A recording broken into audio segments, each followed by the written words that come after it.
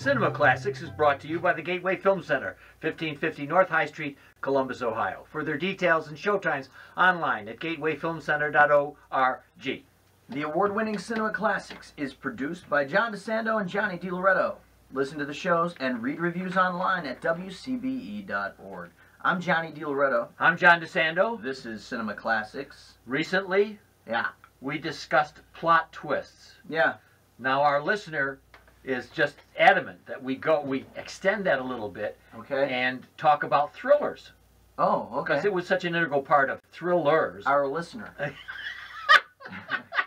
I just want to be, who is it? Maybe we should be Elizabeth in Boston. I was just going to say, maybe we should have them in studio. Enjoy the show. Some of the elements of a thriller. Mm-hmm. Okay, just to kind of set it up. How do you differentiate a thriller from other movies? Well, now, suspense. It's interesting. Yeah, when I was a kid, I used to love to get the TV guide because I would thumb through it and I would look day by day at all the movies that were playing, and they used to have like a parenthetical sort of genre description next to them.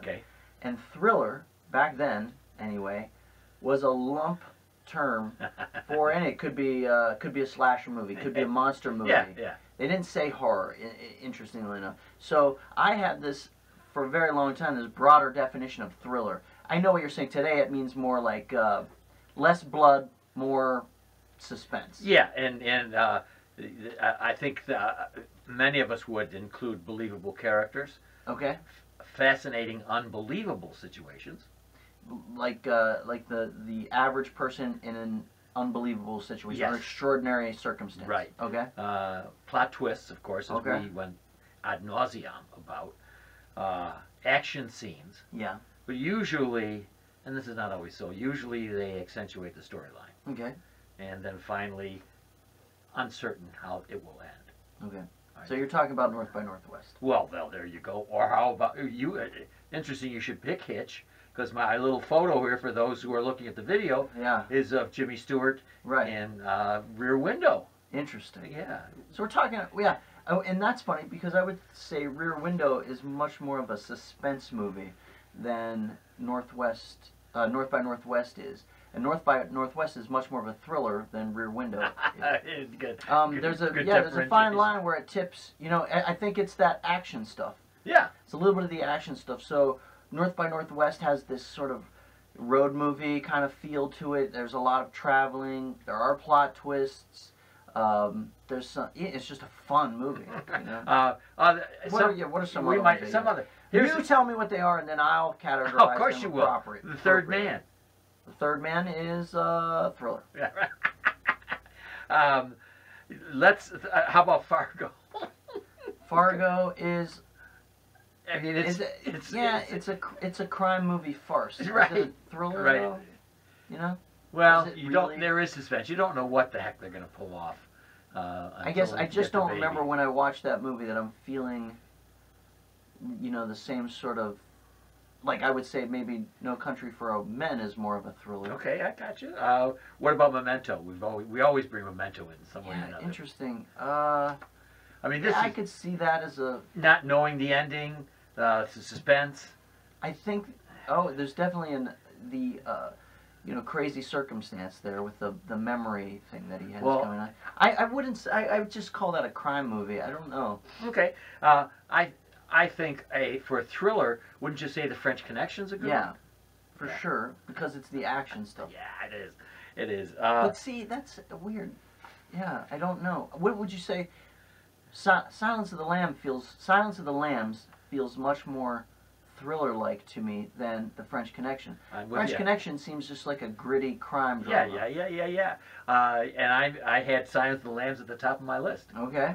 For a thriller, so you're right on. So isn't that interesting that we could put Silence of the Lambs and North by Northwest in the same category? Yeah. So they're vastly different. But I think we're seeing it's so nuanced.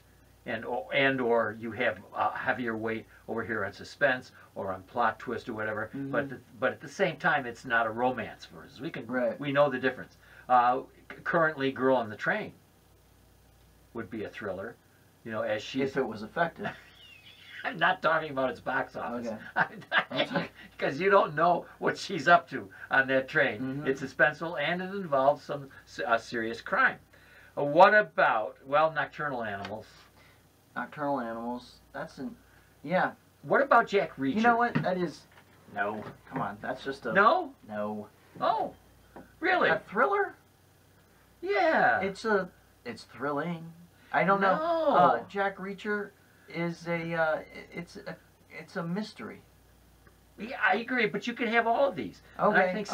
I think the major element of the thriller that we've talked about is suspense and plot twist. But okay, the plot twist is just in Jack Reacher really just typical plot twists that you'd find in a mystery movie, where the movie is pointing you at one person as the what's the word I'm looking for? Protagonist?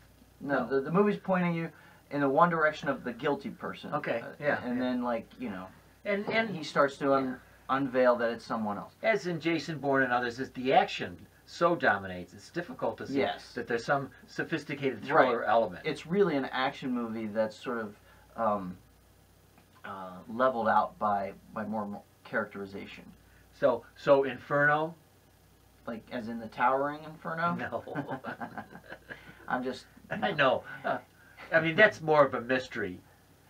Inferno. Yeah. Like all this... you mean the Tom Hanks... Yeah. Crap. Yeah, that is... that's a thriller. Yeah, like the Da Vinci Code and all that stuff. Yes, now you're getting at what a thriller is, right?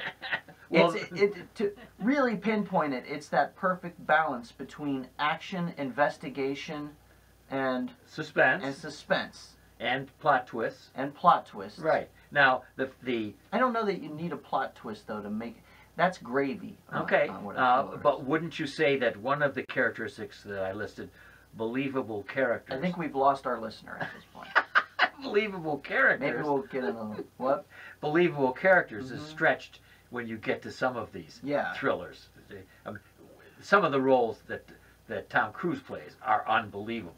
The character, his superhuman strength, whatever it is unbelievable. Yeah.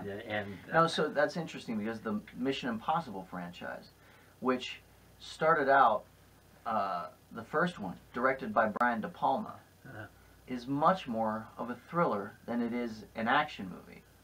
Yes. I mean, save for maybe the big train sequence at the end. But you remember that one scene where he sort of comes down and he's on the wires, and De Palma was quoting from the movie Top Copy, or Top Copy. Top Copy, or whatever, or Rafifi, or whatever. Yeah. Oh, good choices. That movie plays out, when you watch it now, it's much more of a thriller than an action movie.